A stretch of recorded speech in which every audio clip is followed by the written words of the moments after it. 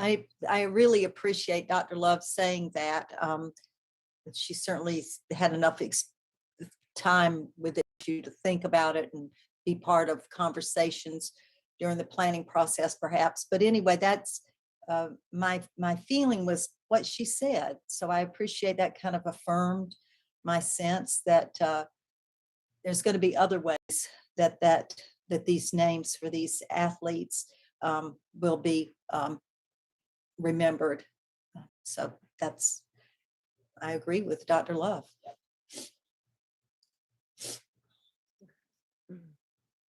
Any other thoughts? Anybody disagree and want to kind of talk about that, just so we can sort of have that opportunity to discuss it? No. Well, and hopefully, did you all have a chance to read the email with the supporting documents regarding the interpretive plan? So that is interesting to see that sort of gateway piece of art that is designated to be located near the track and will list a lot of various athletes. Kendall, were you trying to say something? I'd be interested to hear what Oscar and Scott and those guys have heard themselves. And I know Scott being from Raleigh, some other people who work with these parks besides us, because again, if you're not from Raleigh, you wouldn't really understand what Dr. Love was talking about. So maybe you're clear about that one. Because being from Raleigh, that goes deep, being from Raleigh, understanding Chavis Park itself. So I would like to hear from Scott, Oscar, and Ken, what you guys have heard. I can go ahead and chime in. I know the list of names that's part of the interpretive heritage plan that talks about athletics in the park is part of the work that Dr. Love has been involved in, as well as members of the community. So as we advance forward and continue to carry out that plan, once it is funded, there will be additional opportunities for input, name verification, and make sure that all the athletes that are listed were associated at some point in time with Chavis Park. And so we will make sure that there's due diligence in that, Mr. Harris, and we'll continue doing that. I'll go ahead and hand it over to Scott to see if he may have any additional information with his past history. Thank you, Oscar. Looking at the legacy of athletes at John Chavis, I think it's important that they're recognized, and I believe the interpretive plan offers that opportunity to recognize all of the athletes, and there were many that had a critical impact and prominence in that community. I also believe there was a very fair point made that the integrity of John Chavis Memorial Park staying as that park is very important in that community, and being careful and thoughtful about not trying to break that legacy by putting different names in different places, ensuring that it's the whole park. I think that's something that we have heard, and it's a very, very, very strong point. But I do believe there's a complete commitment to ensure that in this interpretive work, that the opportunity to include all of those outstanding athletes that were so important to that community, we can do that in that manner.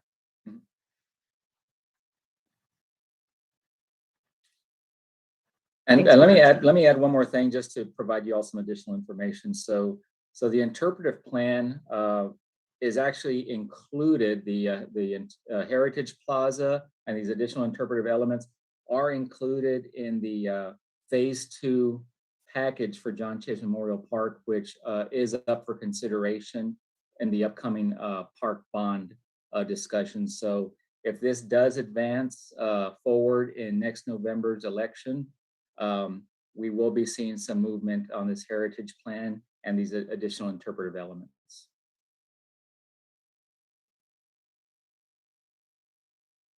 Thanks, Scott and Oscar. I appreciate that. Oscar, I'd like to ask if you know when the installation, I asked a question earlier, will take place in October of that first piece going in by the Carousel House. Has the date been set yet? Do we know? I don't have a specific date. I do know that some of the infrastructure work has been already completed at the site of the install.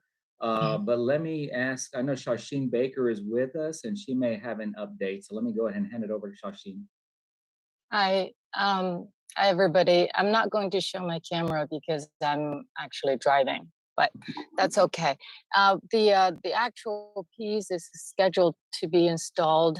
I think the completion is scheduled to be September 27th, and we had been planning. We have a tentative date around end of October. We're trying to verify with council members and other we would like to know down the exact date after the piece is installed because it's a very delicate piece. Once we get the date set, I want to make sure that we can hold that date and have it scheduled and dedicated successfully. Thank you, Shasheen. So we're looking sometime possibly towards the latter end of October. And once we do have the details nailed down, we will go ahead and send a save the date to the board. Exactly.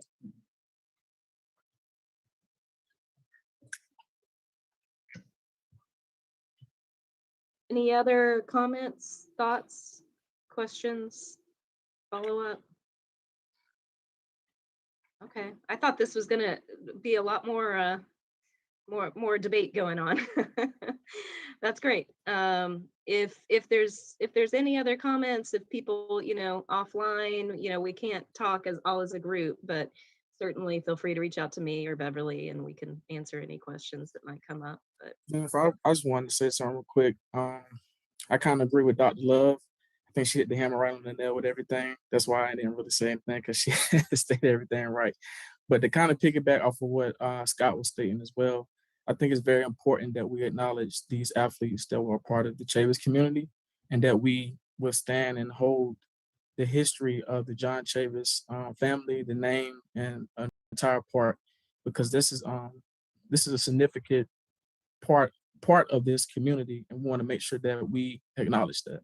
So, thank you. Thanks, Rashawn, for speaking up and saying that. Great. Okay. Well, very good. If there's no other comments at this time, then we'll move on to the next agenda item. So next we have a Greenway Master Plan update. So we've got the consultant here to do a presentation, I believe. And Chris, I'll hand it over to you. Sure, thank you. As Jennifer said, we're giving an update on the Greenway Master Plan process. The last time that we provided you all an update was earlier this spring, and there has been a tremendous amount of work that's been completed since then. So Jared Draper with Tool Design, our lead consultant on the project, is here to provide a presentation. And following that, we will open up to questions. So Jared, I'll turn it over to you. Sounds great. Thanks, Chris. I just want to make sure that I share. Is everybody seeing my PowerPoint slide? Yeah. Full screen? Mm-hmm. Okay, perfect. Well, good evening, everyone. Thanks again for having us back. We're to give you an update on kind of where we have been and what's going on when it comes to the draft plan update. And so I'm going to do my best to move things quickly, but at the same time, give you a lot of detail of, again, like Chris said, a lot has been done. So here we go. All right. So this is kind of what we'll talk through. Want to just give you a reminder of what we talked about in the spring, and then we'll dive right into the draft plan overview, as well as some next steps. If you remember back in March when we discussed, we talked about the public outreach that had been conducted, really phase 1 and phase 2, with a lot of survey participants. We had done a number of focus group meetings. Because of the pandemic, we were only able to table at one event, which was the Raleigh Half Marathon. But then we started to do some other kind of outreach specifically to interest groups as well as community-based organizations to at least provide more information about what was going on with the Capital Area Greenway Plan update, and hopefully get more people to respond to surveys and at least know that an update was occurring. We had also talked a little bit about prioritization criteria in the March meeting. And since then, we've made a few tweaks. We have added in population density going with the idea of kind of where the overall Parks Department is really thinking about connecting more people to parks and bringing parks to people. So thinking about that density and where people live and where they are. We also have added a racial equity component to the prioritization. And the things that moved out of the criteria we'll talk about a little bit later, but ultimately some of those public input pieces that we had as criteria, we moved those out of this list because they had actually already informed where the connection lines were drawn, anything that was new, and then where reinvestment had been already prioritized and identified. And so we felt like moving forward, these criteria could be could stand on their own as far as kind of a data-driven way to capture the highest priority investments. So those are a little bit of a reminders of where we've been. Now we'll dive straight into the draft plan. The plan update includes a number of chapters and kind of sections. You can see here from executive summary down through appendices, and those appendices have a lot of background information, some of the documentation on analysis, as well as public outreach summaries, and so many more things, even example code language. Throughout the rest of this presentation, I'm going to really focus in on the main sections of the plan update, which would be introduction through implementation, those 5 chapters, to give you an overview of what's inside of them, and then ultimately talk about what's next. This project started in late 2019. And as we've mentioned already, has had to adapt due to COVID-19. We're really excited about kind of where we are now and kind of getting to the draft plan phase, and are looking forward to the continued input that we're getting. And we'll talk about that in just a moment, as well as from all of you. The purpose of this plan of the update is to lay out a path forward, and you can see it here, that are going to address the needs of our growing community. Equitable access, recreational opportunities, environmental conservation, active transportation, connections to transit, as well as many other things are really put forward in this draft plan update in a strategic and thoughtful way, because we really need to not only think about what we're going to be doing as kind of ongoing from this point forward, but also how to prioritize and phase things with the resources that we have, and hopefully the resources that we obtain in the future. So chapter 1 really dives into the history, vision, guiding principles, talks about users and benefits. You can see some of those benefits here that are listed: open space preservation, health, recreation, active transportation, spurring on economic development. It also gives a review of some of the planning context. And so there's a number of plans that we reviewed, I believe it's 40 plus, on kind of what has been done in the past, and then what is kind of still going on today. Some of the guiding principles that are noted for the creation of this plan update included connectivity and accessibility, equitable distribution of those trails, continuous reinvestment, something that we know that's important to everybody, collaboration and coordination, and there's a lot of opportunities for that, a balanced experience on the system, innovation as we look forward in a variety of areas, and then ultimately communication and engagement. And one of the things to note is that we know that Greenway trails attract so many different types of users, and they have a variety of needs and expectations. Some may want to explore nature, others may want to exercise, others are commuting to school or to work. We think there's opportunity to connect to transit, and some just may need a break from life to take a breath of fresh air. And so broadly speaking, the reasons that people use our trails fit into a variety of things, but we know that people are walking and bicycling and running. They may be using a mobility device, they may be skating, and there could be other opportunities in the future that we don't even know about. And so we're trying to anticipate and plan for a system that's providing really opportunities for users in a variety of needs. Chapter 2 of the plan really takes a look at the system today. We really know that if we're going to provide clear direction for investing in the future, that we need to know the current conditions. And our system is 117 plus miles of trails. We have 300 plus miles of open space corridors. And we needed to make sure that we understood what was happening. I think what was great about our kind of overwhelming input that we had early on in the plan was that so many people kind of confirmed things that we believed to be true, but also what our analysis was telling us about the conditions of the trails, good and bad. And so, first of all, I kind of want to step back, just talk about how we're defining trails in this plan. We define trails as linear parks that people can move through and travel along.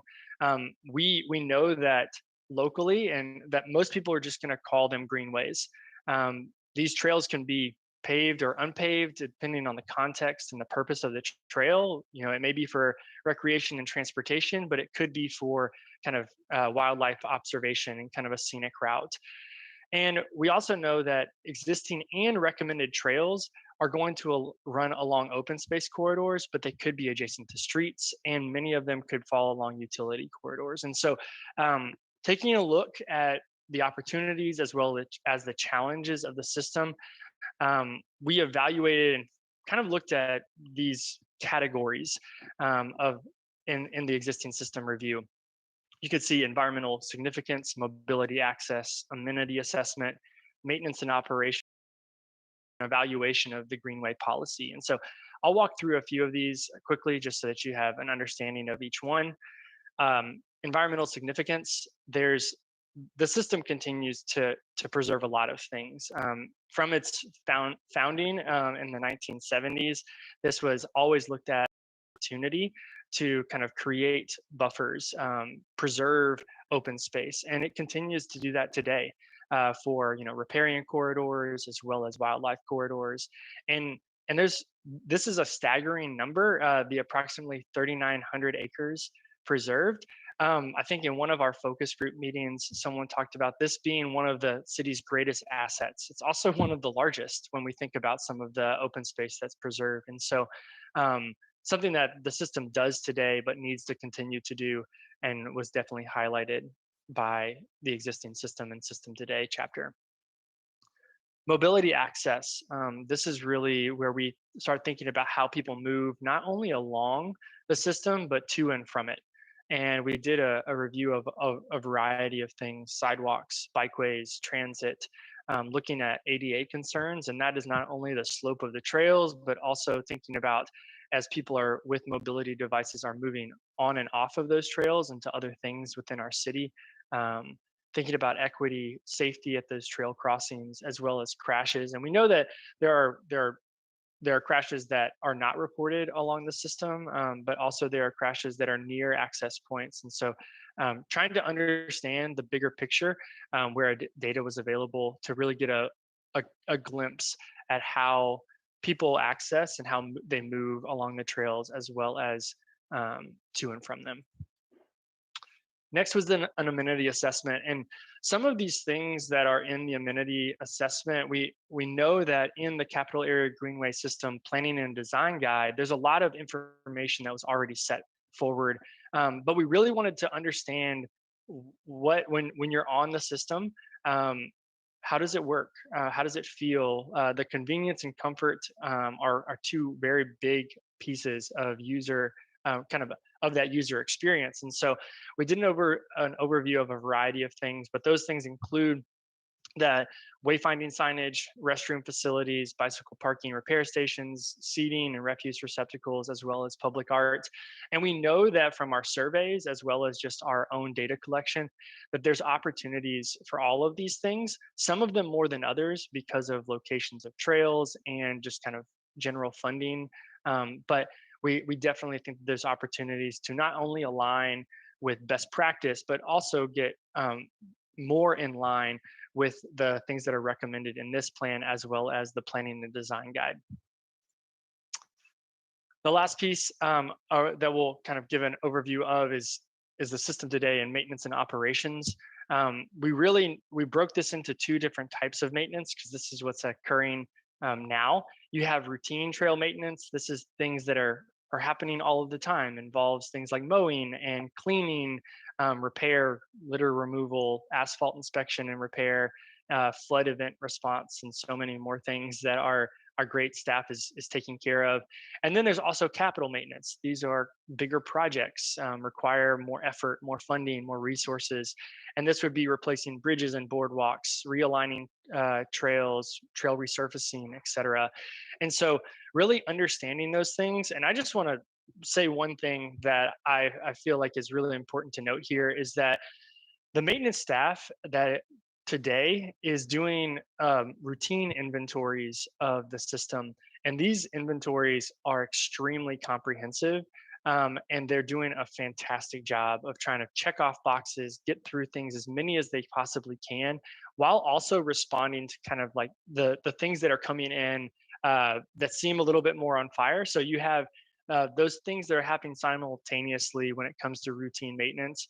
And obviously we want to, when we think about innovation and some of the recommendations here, we want to always point to things that are not only going to improve like the effectiveness, but also the efficiency with maintenance and operations. And I think that the maintenance staff gave us a lot of great information to build upon for those recommendations. The next chapter of this plan is community voice and really gives an overview of the process and the results of community engagement. We have had to adapt, but we think about this in three phases of engagement. First, there was listening, and because of COVID-19, we really expanded that. We had to move to more of a virtual setting. We next had an update and kind of check-in component. And right now we're in the kind of the reveal and refine phase 3 of public engagement. We even though we believe that the numbers have been pretty strong as far as responses, we also know that there's an opportunity for us to refine more and to engage more and listen more. Even at this phase. And so we anticipate, if you've read through this chapter, it will be updated with the information that we have from phase 3. Did want to note, as of earlier today, which is September 16th, there were over 950 participants on the online survey. Information about the project and a link to the draft plan can be found on the project website. If you haven't seen them, there are QR codes on yard signs along the Greenway. I was telling Chris earlier that I've seen several people pulling out their phones and scanning those QR codes. I have yet to get a picture of someone taking a picture, but I hope to find one. And so we've been encouraging people to kind of get the word out. There's still time. The online survey closes on September 27th. So if you haven't yet, make sure that you take a look at everything. That's my plug for the engagement piece. Chapter 4, this gets into the detail, dives into the recommendations of the plan update. Recommendations are going to are the result of not only the public input that we received and the existing condition assessment, but they build upon the practices and the programs and the policies that are already in place for the capital area greenway system.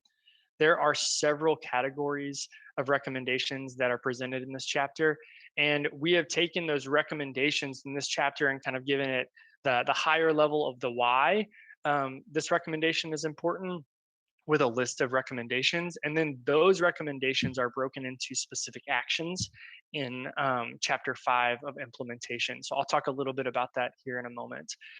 In addition to the recommendations themselves, this chapter highlights the need for flexibility as pieces of the capital area greenway system are planned, designed, constructed into the future. This flexibility is going to help city staff as not only new trails and amenities are installed, but also as we reinvest in the system in a variety of different ways. And so I'm going to talk through a few of these recommendation categories on the next slide before we get into the implementation phase. Hang with me, I'm halfway through, a little bit more than. One of the first recommendation categories is trail classifications. Trail classifications are really a way for us to provide a framework for making decisions as not only new trails are constructed, but also upgrades are made to existing trails. We really spent a lot of time. The trail classifications already existed on the system prior to this update. We really wanted to simplify and kind of think about buckets and give resources. The idea around trail classifications is really focused on user expectations, and understanding that there are several expectations that should be for users no matter what specific classification it is. And some of those expectations are listed here, but they revolve around convenient seating, places to dispose of trash, clear wayfinding, which is something we've heard a lot about from public comment, safe street crossings, shade where possible and where it's applicable, and then public art in the same way. So all of those things are system-wide. More specifically, we've really narrowed down into 3 different trail classifications. And as I mentioned earlier, the idea of these classifications is really to help with staff have the right kind of group of kind of tools and resources as they kind of move to that design and construction of any new trail or reinvest in an old trail or an existing trail. They're not intended to be rigid, and there is a lot of overlap. And so the things that you may see in Oak City trails are very similar to things you may see in scenic trails and loops or in neighborhood trails. But we know that different places require different things when it comes to amenities, and different contexts within the city may require kind of a different treatments. And so we wanted to provide those trail classifications to really focus in on not only flexibility, but also kind of giving the right tools. And we also, because we've set it up to be flexible, we know that sometimes there's going to be something different that comes up. We really thought of this plan as an opportunity for resources, and we've tried to put in as many as we can when it comes to best practice, as well as collaborating with staff on what will be useful for them into the future. Trail prioritization, we talked about this a little bit earlier, but you can see we have updated the criteria.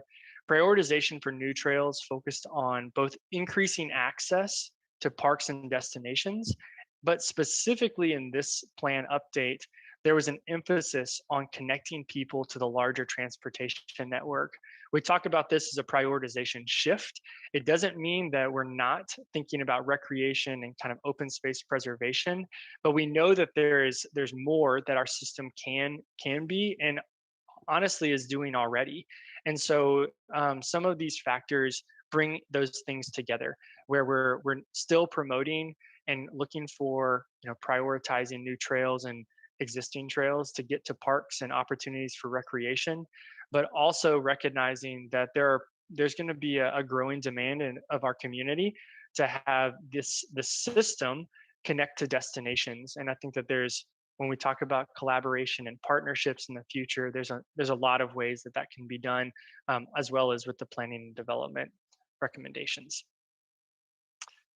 New trails is its own classification or category here. As I mentioned, 117 miles of existing trails. I love throwing that number around because it does just talk about how expansive the system is today.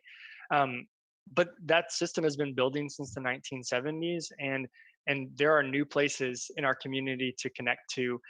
Prior to this update, there were already 130 plus miles of proposed trails. And so through public input, through listening to people thinking about our prioritization criteria and how we can build in not only access to parks, but also to that larger system, this plan update did some realignments of a few trails, but also added in approximately 30 new miles of proposed trails.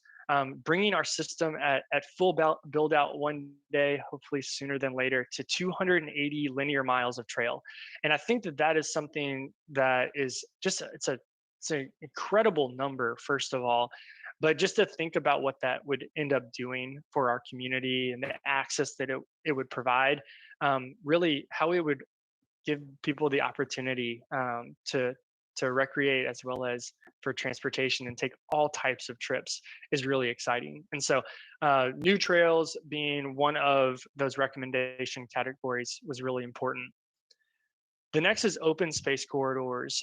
Open space corridors have been previously referred to as Greenway corridors because the term Greenway is so often tied to the idea of trails.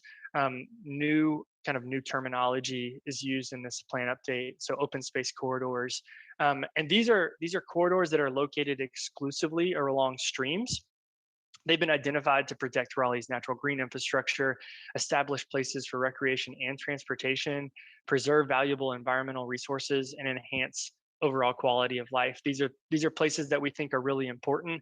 And while some of these corridors may be appropriate for trails, and some of them are, there are others that will remain untouched and be protected open spaces throughout the city in perpetuity.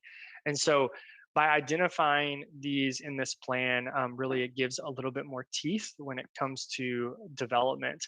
I will say again, prior to this plan, there were 371 miles of kind of linear open space corridors that were already identified. And through working with staff, really thinking through some of the environmental significance, 35 additional miles were identified and proposed as new open space corridors as part of this draft plan update. The next category, trail reinvestments. Public input shed a lot of light on this, as well as the existing condition survey. And we know that along the trails, there are a variety of that need reinvestment. And the reality is that some of these trails were constructed decades ago. And so upgrades are just, it's time for updates in some places. So reinvestment really focused in on a few different categories. Wayfinding, the width of trails to really accommodate the number of users, trail surface materials and quality of those materials, amenity gaps, and then ultimately key structures that need upgrades. And I think the city, as funding's available and things are identified, starting to replace some of the wooden boardwalks with concrete, all of these things are going to be really important to not only trail safety, but also trail quality and the experience. And so the recommendations on investment highlight the need for some of those things. Maintenance and operations is another category. Like I said, there's a lot of great work that staff's already been doing along the system. And as reinvestment occurs, communication about changes is going to be critical, along with identifying adequate resources and evaluating some of the emerging best practices to effectively and efficiently maintain this growing system. You can see here some of those recommendations, thinking about communication, always making sure that we enhance that communication, strengthening some of the rapid response maintenance as we think about the system playing a more essential and critical role in the way that people move for active transportation and connect to the larger system or transportation network. And then integrating maintenance needs with volunteer programming efforts. We know that there's already a lot of this going on. And so the more that we can elevate that, the better. Planning and development, this category is really focused and emphasizes the need for clear definitions, consistency across city plans and ordinances, as well as the opportunities to incentivize trail construction as part of private development.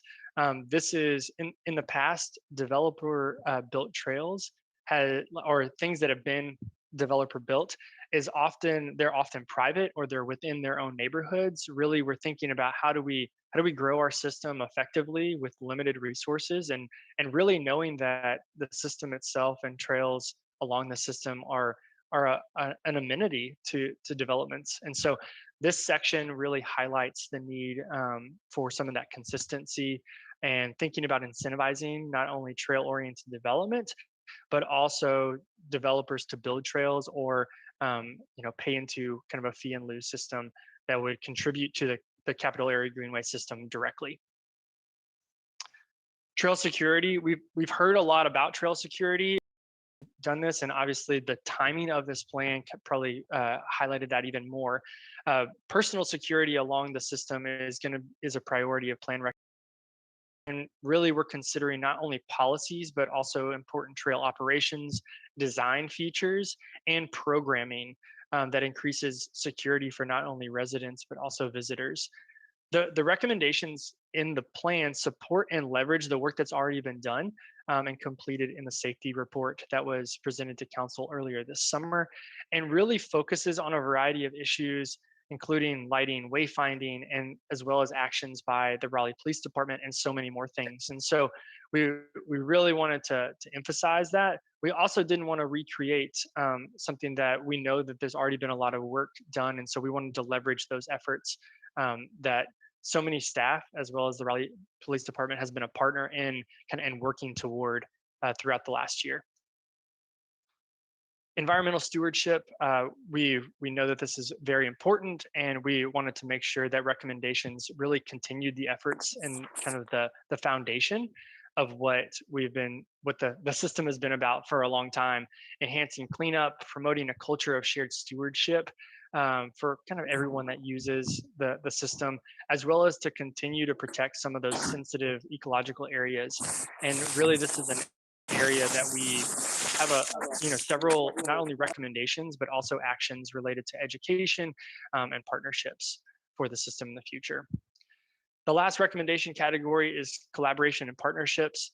You can see here we really want to highlight the opportunity for kind of what's already been going on inside of the city, thinking about these interdepartmental working groups, thinking about more active roles in community conversations regarding homelessness and trash pickup, and then really continuing to think about what are we going to do and who can we partner with inside and outside. And I think that there's even opportunities here to think about public-private partnerships along the system and how those will work effectively into the future to provide, again, better experiences for everybody that's using the system. The last chapter that I'm going to go over this evening is chapter 5, which is around implementation.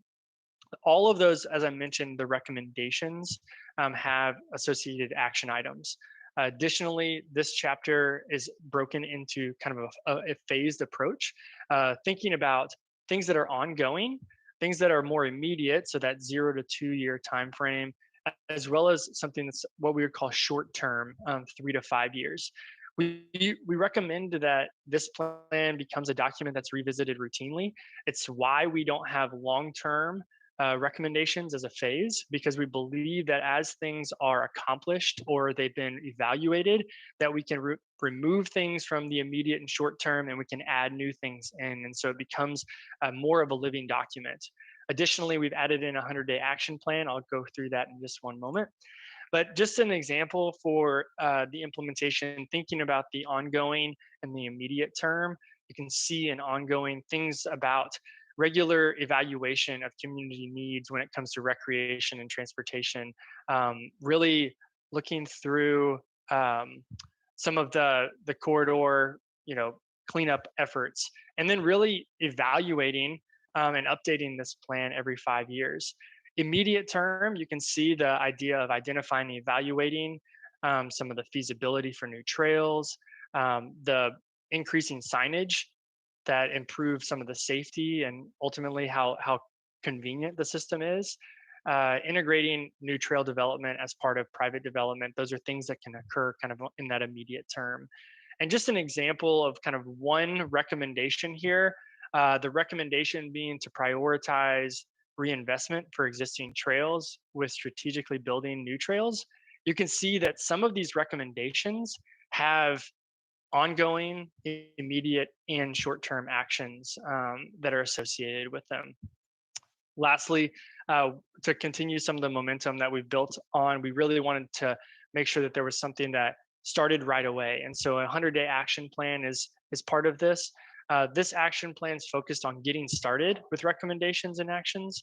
While some of those actions may be able to be completed within the 100 days, I think it's important for us to at least start some of them. And that's a very important first step and shows a commitment to making change. Lastly, before questions, I just want to run through some next steps. We are in the process of virtual open houses right now. There are I think we had one earlier this week that was fairly well attended. It was on a kind of a Tuesday morning.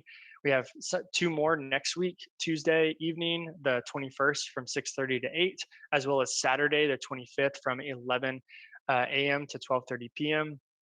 We've also had the opportunity to do some in-person outreach events, two of which we had tabling events, and then one more tomorrow afternoon, evening. The online survey I mentioned earlier closes on the 27th of September. We continue to reach out with partners and community-based organizations. And then along with our meeting here tonight with the Parks Board, but we plan to be back 2 more times. We're going to meet with the Bicycle and Pedestrian Advisory Commission as well as with City Council. And so with that, I will stop talking for a moment, and then I will I'm glad to answer any questions. And I may stop sharing my screen for a moment so that I can see faces. If we need to go back, we can. Thanks, Jared. That was great. Anyone have any questions or comments for Jared? And it sounds like we get to see you a couple more times, so that's fun. Correct. Cool. Let's see. I see Christina. You have a comment? I have a few questions. Thank you so much for the update. I really appreciate it. I just had a few clarifying questions. Your survey, the online survey, is available in many languages, and I very much appreciate that because I can see through the Google Translate that I can pick a multitude of languages. I was wondering, in your responses, are you getting responses in any other languages other than English? I would say I think that's probably the benefit of the translation tool is that because mine is set in English, I'm only seeing the English version. I will double check on settings to see if we're getting any of those. But that's a great question. Great, thank you. Thank you so much. The next question I have is, how do those who do not have internet access help with the survey? Like, especially in this COVID time where we're not doing a ton of in-person meetings, how do we get to those who don't have internet access? It's a great question. I'm hoping, I think that's one of the reasons why some of the in-person tabling events were really valuable. I don't know if you all remember, but this plan was supposed to be very event driven originally. And so we're trying to kind of like capture some of that spirit. If you find any people that don't have internet access, I would say we are flexible and willing to figure out some kind of accommodation to get people and listen, whether that's a phone call or whatever it may be. And so I don't think I have a perfect answer of how it's happening now, but I also we haven't heard that yet. And so, but we, again, open to being flexible and making sure that we hear from people. Sure. And I know I was on the police stakeholder meeting, and I asked the same question, and they were able, and thankfully I reached out to the Parks Board and they did an amazing job. They were able to offer a phone and a paper copy at all of our community centers, just in case there were people who were interested in that. So I'm not sure that you can do the same thing, especially within this last time limit, but I know that we have done it in the past. So I do think it is possible.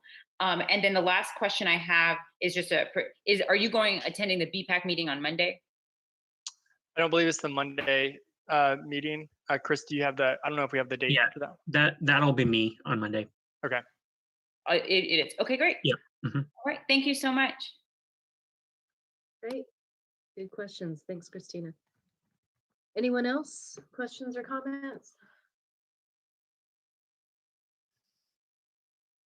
Beverly? Yeah. Well, Jerry, how fast you can talk, but you can talk really fast. I was blown away. You didn't grow up in Raleigh, I don't think.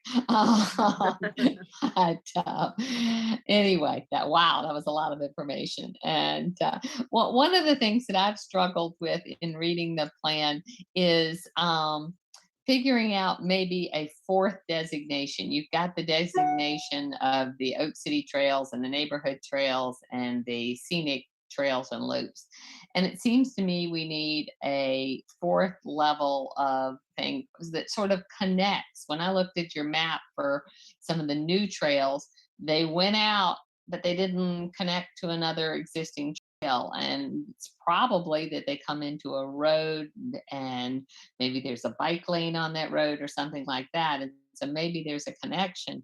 But it seems like as we are increasingly a dense city and we can't put our greenways are not going to exclusively be in our typical green creek way, that in our riparian corridors, that we need another term for those, I call them Montreal like urban street near kinds of trails. Have you all given any thought to that? Yeah, I think, and that's a great comment. I think that that's where this tying into that larger transportation network becomes really valuable, is that the Greenway system, the capital area Greenway system, it has an expectation of comfort level that we think that when we look at these 163 new miles, that even if they're along a street or a utility corridor or a creek, that we think that you can build infrastructure in those alignments that really provides that user comfort and user experience. I talk often about the idea of everybody's looking for the Greenway experience, whether you're, walking to the grocery store or riding your bicycle to, the library, whatever it may be. And so I think you're right. There is another category, but I think that that's also the opportunity that the city has with some of their actual the bike plan on street to make some of those linkages. And oftentimes where our trails end, it's because of exactly what you said, some of these major barriers, or it kind of connects to a park destination or some other type of destination that we would hope the on-street facilities for biking and walking, and even some ways transit, kind of pick up the pieces to make that the next trip over. And so I don't disagree with you, but I think that there's flexibility in these classifications now to achieve, if you were to draw that line in the future, you would still have all the tools that you needed within them. And Jared, I just wanted to add that we do have that Oak City trail classification is intended to also address the needs of an urban trail type. If we have a section of trail that uses a sidewalk that's along a road today, I don't foresee us going back and tearing up that whole sidewalk like with public funding, unless there's some significant, like a road project or something like that it could be incorporated in, or if there's like a redevelopment of something that's happening along the side of that. But when that happens, even if it's designated as, say, like a scenic trail on that map, we'll still look at the conditions of that location, and we have the flexibility to use the cross section that is in the plan for Oak City, even if that the whole length of that trail is not designated as that. And I guess my thought on this is, as the Parks and Rec Board, we are particularly concerned with the environmental component here, and having Crabtree Creek and Walnut Creek be designated as Oak City trails, which has a lot of that urban connection component. If those were in any way more urbanized, then we would lose tremendous environmental benefits there. And so that's why I'm looking for sort of a fourth category. And I don't foresee those becoming more urbanized. I think with the classification as Oak City trails for those, it's really more about the amenities that are provided to serve the different user groups that are on those trails. We know from our counting data that those trails are more likely to be used for transportation for commuting purposes. So there's some amenities that commuters need that recreational users don't need. So we're not going to go back and urbanize the the forest in between the homes and all of that on those trails for any reason, because our primary goal with the Greenway system is preservation. The trails are secondary to that. So we definitely wouldn't want to do anything that would negatively impact the natural environment. And I just wanted to add on, I love one of the reasons why everyone loves the capillary Greenway system in general is the fact that you get to experience that away from traffic kind of feel. But that doesn't mean that as you build it out, you still need to make those connections, and you want to make it seamless. And so something like a Crabtree and a Walnut Creek, I would agree. I don't see it becoming more urbanized, but they also are the trails that have the most frequent access points as you kind of move across the city.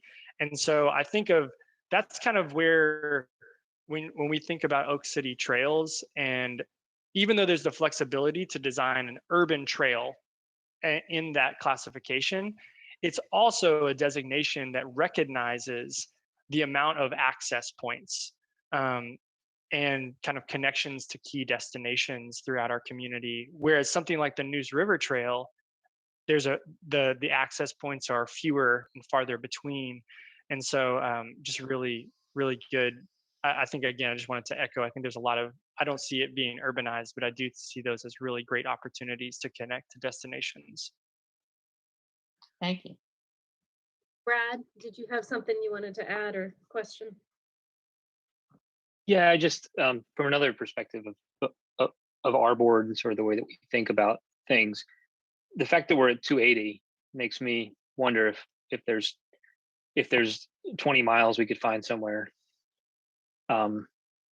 to push for 3 from a bond future perspective of, or even a branding of the final plan perspective, just as a 300 miles by 2050 type sort of framing of the plan, and it might just be finding those 20 miles in connections that we aren't considering part of our system right now, or other things, but just the notion that we could potentially brand it around this, like, we did this plan, we did a lot of work, we had this incredible engagement, y'all done incredible work on that, we've identified, now we're up to 300 and we're ready to go, like, this thing needs to be funded. I don't think bond, obviously, but I do think that there's a bond in the future. If we could be like, you like the Greenways now, wait till you have 300 miles. It's just a branding thing. I don't know if there's a way that we can find those miles somewhere, and just as an offhand comment. But otherwise, I've been sort of following along passively in the middle of my world, and y'all been doing incredible work, and I just really appreciate it. Sorry, I had more engaged. Great, good thoughts. Let's see, any other hands? Anyone else want to add or question anything, comments? Okay, great. Well, good work. I've been enjoying watching your all's process and progress, and I think it's coming along really well. Oh, one question I had regarding the current way, you mentioned as far as with new development, how Greenway trails could be sort of included in some of that, perhaps. Could you speak to how that is done currently? Yeah, I can start, and Chris, if you want to jump in. But right now, it's really focused on residential development, and if a permit or kind of a subdivision is coming through with a residential component, then a Greenway easement is required. The recommendation is to broaden that to outside of residential, but then also to think about incentives and ways that instead of it just being an easement, that the actual construction or funds for construction can happen if it's part of the work that we're doing here. So, and I think that really does start to think about how do you expand the system as our community grows a little bit more effectively. And we have really good examples of that being done in other communities in the Triangle. And so we're kind of using them as examples. And I think that we're, saying that this might be the time for Raleigh to take a similar step. Great, thanks for that. Chris, did you have anything to add? No, I think Jared did a great job. He covered it all. Perfect. Well, thank you. If there's no other comments from the board, then we'll move on. Thanks for coming tonight. Sure. Thank you. Thank you. Our next item on the agenda is the Walnut Creek Wetland Park. There's a couple projects there that Laura Greco is going to present to us. Hi, Laura. Hey, thank you. Yeah, so tonight we'd like to provide you an update on an exciting initiative that's happening at Walnut Creek Wetland Park. In addition to the Raleigh Parks Recreation and Cultural Resources led park improvement project, there's a separate community-led planning effort in progress now at the Walnut Creek Wetland Park, and this is known as Bailey Drive Gateway. And it's envisioned to be a southern gateway into the park. The Walnut Creek Wetland Community Partnership, the North Carolina Water Resources Research Institute, and the Conservation Fund are working alongside residents and various partners through the Parks with a Purpose initiative to identify, protect, and restore land for this new green space. Their goal is to create a space that will provide a variety of social, economic, and environmental benefits for the surrounding community.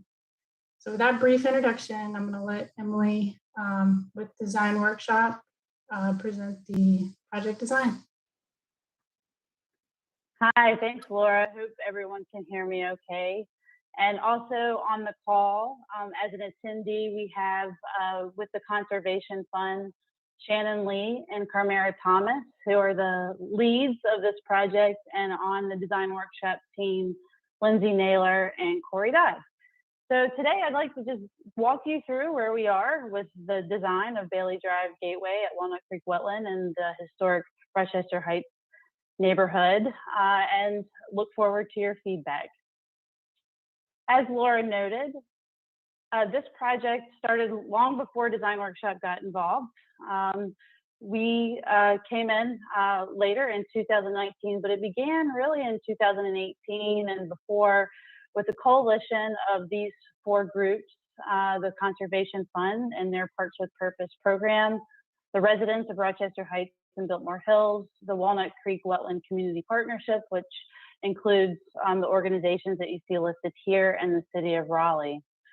Together, they formed a task force to talk about different issues within the neighborhood around Walnut Creek Wetland Park, Rochester Heights, and Biltmore Hills specifically. They've then, with the Conservation Fund, engaged NC State landscape architecture students in Kofi Boone's description studio to help identify with the community an ideal location for a new park intervention in the neighborhood. And they landed on the Bailey Drive Gateway project site, which is shown here to the right on the south end of Walnut Creek, within the Walnut Creek Wetland Park boundary. In 2019, we were brought on board to help the Conservation Fund and the coalition of the Walnut Creek Wetland Partnership to execute a park with the community in this space. This is the original Walnut Creek Wetland Park Master Plan, and you'll note here on the south end of Walnut Creek itself, there has been slated as a part of that master plan, which was again the impetus for this project as well, an entry point to the park along Bailey Drive on that southeast end. Here are just the existing conditions of the 10.5 acres of the Bailey Drive Gateway at Walnut Creek. It is mostly within the plain with some dry areas along Bailey Drive, and the entire site is within the floodplain. So you can just see here the proximity to the east or to the right of your screen to St. Ambrose Church, and a property that was owned by the Triangle Greenways Council. And then you'll see Waller Place and the residences to the west and to the south. We have gone through quite a whirlwind of community engagement pre and post COVID. It's been such a joy working with the community. It started in 2019 with our first task force meeting with the community. Before COVID, we did an extensive amount of engagement with the neighbors of Rochester Heights and Biltmore Hills. We did door-to-door canvassing to get the word out. We did a couple public workshops at St. Ambrose Parish Hall, in addition to monthly task force meetings throughout the life of the project. We also worked at Fuller Elementary School with our wonderful engagement team member, Jackie Turner with Jackie Turner Consulting, to work with the Fuller School at their Hispanic Family Night and gave out packets for the students to take home to help give feedback on their vision for what they'd like to see at the Bailey Drive Gateway project. And then COVID hit, which allowed us to be more creative. It really forced us to be more creative in our engagement as we worked through the master plan for the Bailey Drive Gateway. We switched to virtual, as you all had done with all of your projects. We were able to launch a website, and that helped us get to a final concept that we were able to work through with the community up until that point.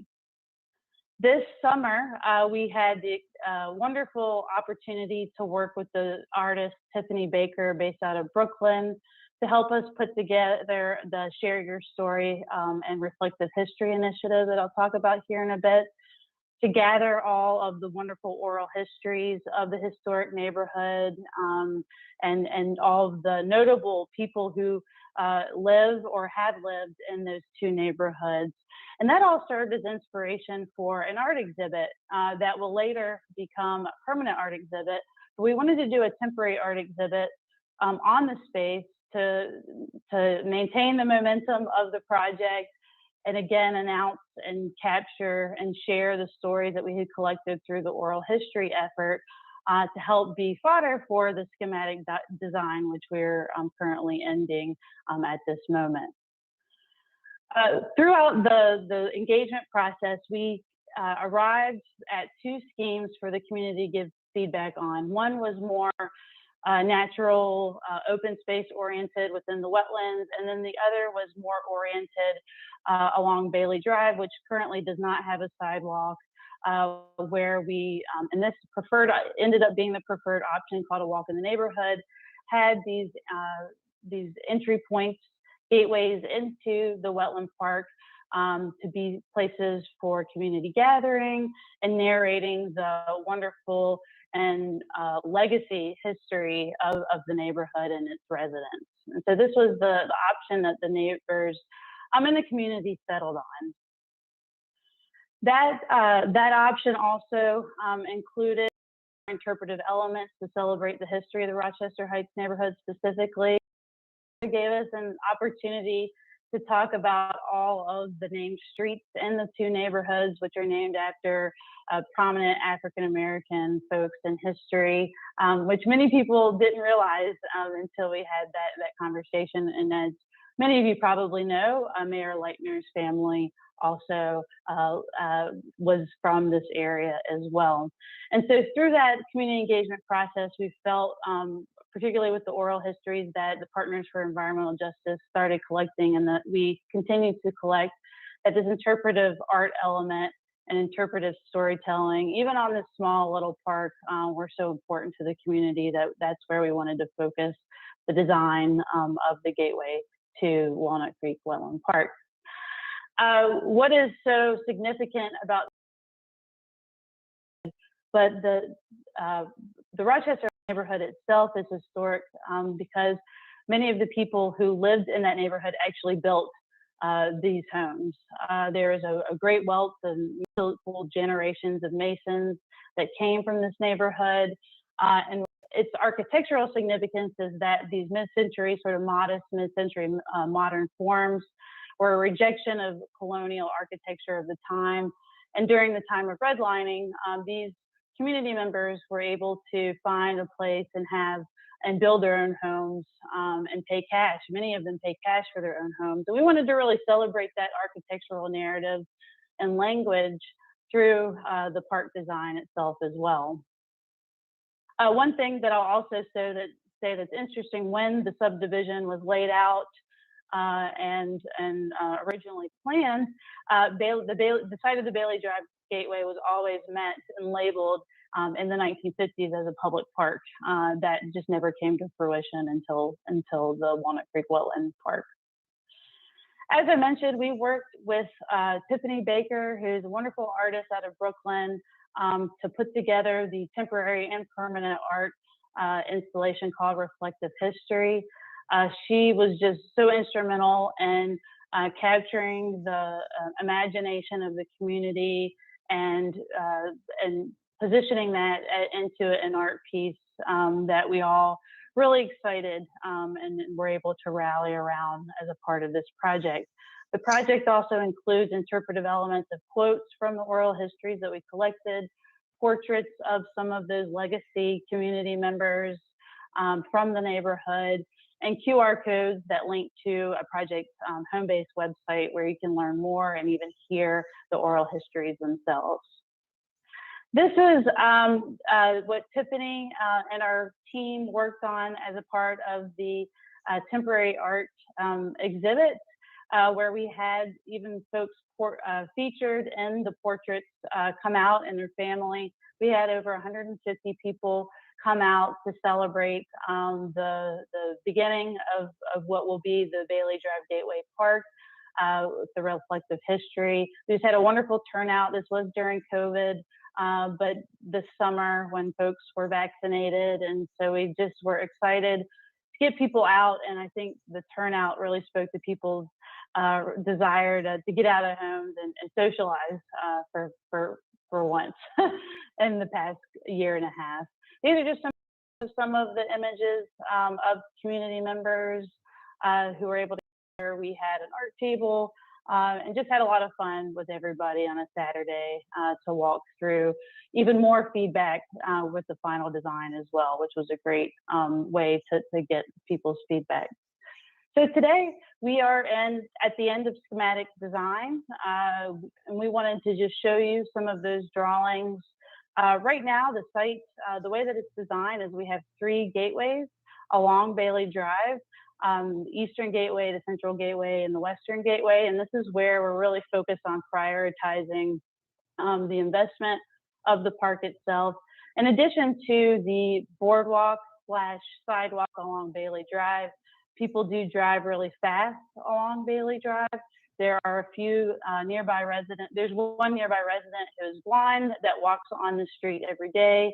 And the community told us very clearly that they valued having, even as simple as it is, a sidewalk on Bailey Drive. And so that is also a very important part of this overall master plan, now schematic design for the Bailey Drive Gateway site. So I'm just going to walk through a little bit more detail of the design itself, and then we can go into questions. Here are just some enlargements. That Western Gateway is really the bigger of the gateways. It's a little bit farther away from the residents, the majority of where the nearby homes are. It has the biggest, flattest spot to have amenities and gathering spaces. And so that is where we've focused the majority of our effort on that Western Gateway, where the Central and Eastern Gateway are a little bit more modest and act as trailheads, but also have moments of interpretive elements before you embark in whether you're going along the sidewalk or embarking within the trails that go into the Walnut Creek Park. The Eastern Gateway is positioned in coordination with the City of Raleigh's new trail that will go along to State Street. And so we're connecting to that trail as well at that Eastern Gateway, which is a project that's happening in parallel with this Gateway project. There's a reason why there's not a sidewalk on Bailey Drive right now, at least on the north side, is because there are some steep areas that drop down into the wetland to the north. And so one thing that we imagined as a part of this project to make sure that we can have safe access along Bailey Drive is to use something that we might not see everywhere in the city of Raleigh, but we've worked and had discussions with the city and with the Conservation Fund and the community on this desire to have this sidewalk, which can also, when we have those steep conditions at 20% slopes, that we have this boardwalk structure made of permatrack boardwalk, which is a concrete material to help so that we're not disturbing land in the project area, but to keep that nice access along Bailey Drive. So that's why we wanted to show this to you. And here are just some renderings. Also, I should note, sorry, I should have failed to mention, which is also really important, on that Western Gateway, we've worked with In Situ on designing a pavilion to highlight these glass portraits that celebrate community members and their oral histories as a part of a gathering space that also is a community space for the neighborhood. And that's an important part of what we'd like to get feedback on as well. So I'm just going to skip back to here, just some images. This is from the Western Gateway, where we've taken those temporary portraits and made them permanent in the installation. And you can see here that sort of mid-century modern form that you find in the neighborhood is echoed in the forms of the pavilion itself, but also the site walls and the seat walls throughout the project. Here is just a look at the pavilion itself, where we imagine a community table and grills, which is something that we heard that the community desired as gathering spaces, so that it's not just a cold, sterile gallery that one might go to, but that it's a community gathering space with seating. We also have worked with Fuller Elementary throughout the life of the project, because they would love to utilize this space too as an outdoor classroom. And so we've worked with them a little bit to right size this for their needs, with continued conversation as we go and finalize schematic design. Here's just an elevation of the pavilion from Bailey Drive, where you can see the glass portraits are integrated into the structural elements of the pavilion. There's opportunity for portraits on the storage area that you can see here to the right of the screen, with native plantings and rain gardens, taking water off the roof and putting those into the rain garden before it slowly seeps into the ground and into the wetlands, and then of course the creek. This is just a plan view of the pavilion itself, really just showing the scale of the pavilion. And also, we're still working to kind of right size the storage closet. It could be much smaller, but there would be power access and water access that would be sort of taken into the storage and maintenance closet for use for the city, and then also for others like Fuller Elementary or other groups that may want to use the pavilion. Here are just some simple elevations of the pavilion and its relationship to the site walls and to the wetland to the north. We do have an opportunity to have an overlook and do some wetland restoration just north of the pavilion, which we are very excited to pair with this project, because it is in dire need. It does erode. The culvert there does back up. There's a lot of great simple work that we can do to alleviate some of the issues that they're having there with invasive species that the conservation fund has already, and the city already tackled with volunteer groups, which has been wonderful to see. So in schematic design, going into design development, we really are focused on the point. I think the forms are pretty, we've got a good feeling about those with the community, but we wanted to then material language from the neighborhood into material.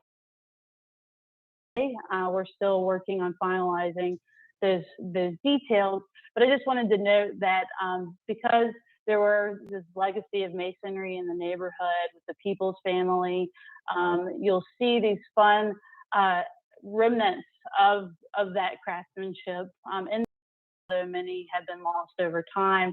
And this includes the mailboxes themselves. So we just did an inventory of those, and really were inspired by taking something that, as we as North Carolinians and folks in Raleigh know a lot about, a brick, and turning it into something creative and wonderful and unique that we wanted to build on. And so part of what we are focused on now in our material studies are how we can play with different types of bricks with similar proportions and fun and creative ways to tell the story and further tell the story of the Rochester Heights neighborhood. And so these are just some material studies of where we are today with design of the park. And with that, I don't want to take too much of your time, but that's where we are today. And I'd be happy to flip back to any slides or answer any questions that you have. So I'll turn it back over to you, Jen. Thanks, Emily. Great work. One thing I just wanted to jump off and say is I've heard a lot. I was a little confused at first because it's talking about a gateway to the Walnut Wetland Center.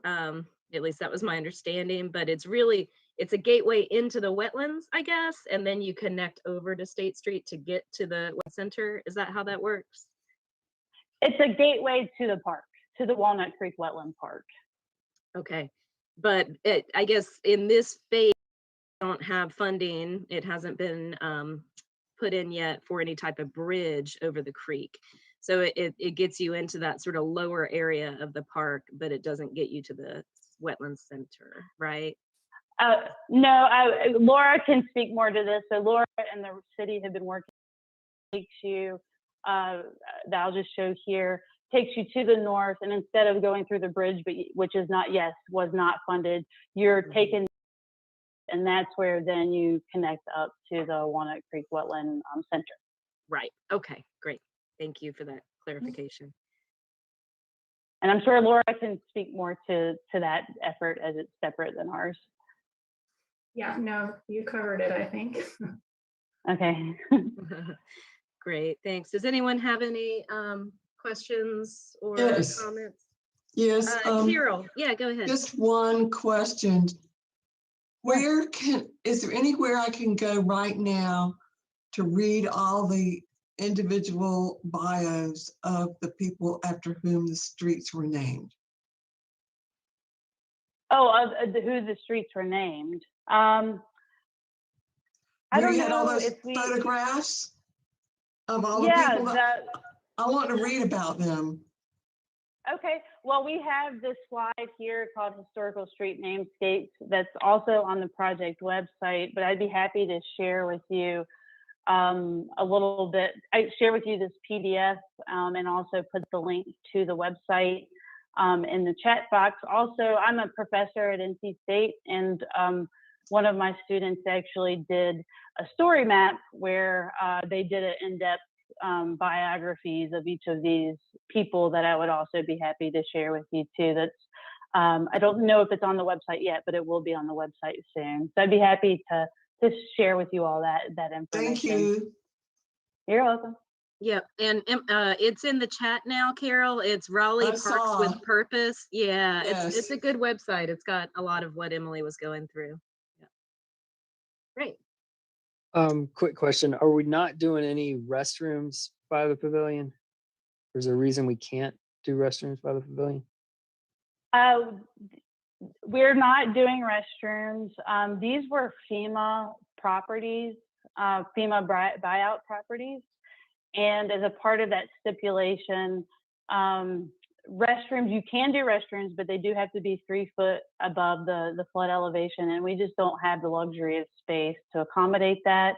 And so we, as a part of the engagement process with the community, just narrowed it down to not having restrooms on the parcels. Dr. Love, go ahead. Thank you. I just wanted to say that I went to the Bailey Street temporary exhibit, and it's really nice. Also, I went to a presentation on Sanford Road and saw the historical street namesakes. It's excellent information, so I would encourage you to take a look at that. Great, thank you. Thank you. Charlie, go ahead. I saw on there was noted that I think it was the Eastern Gateway said ADA steps or ADA ramp and then steps behind it. I just want to make sure for the Central Gateway there is ADA access. Yes, the Central Gateway, there is ADA access. The only reason why we added stairs to the Eastern Gateway, because of the alignment of the City of Raleigh Trail, we felt people were going to just skip through eventually and have a desire path. It is quite steep there, but we could imagine, we just were trying to be proactive with people kind of not going on the trail and going up the Bailey Drive. So that's why we added that element there. But all of the gateways in the past are ADA accessible to outdoor ADA standards. Okay, and then for the Eastern Gateway, I guess there's just not enough room to incorporate like a switchback to make that truly ADA.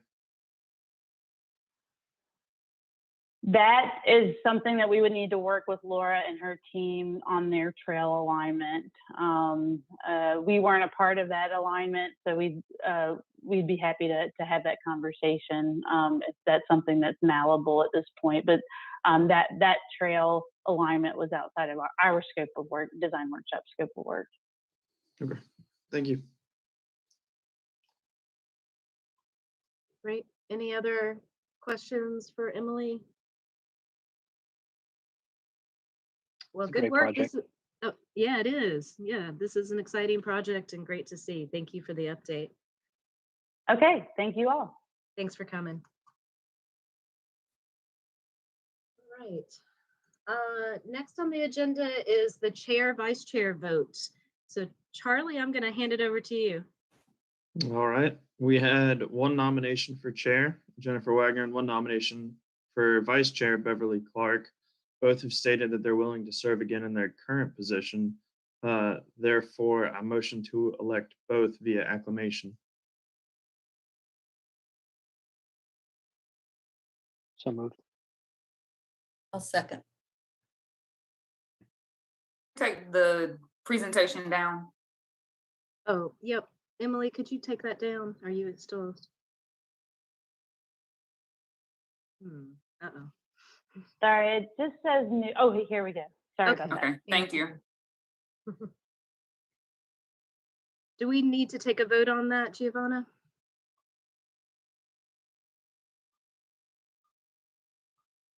Oops, you're muted.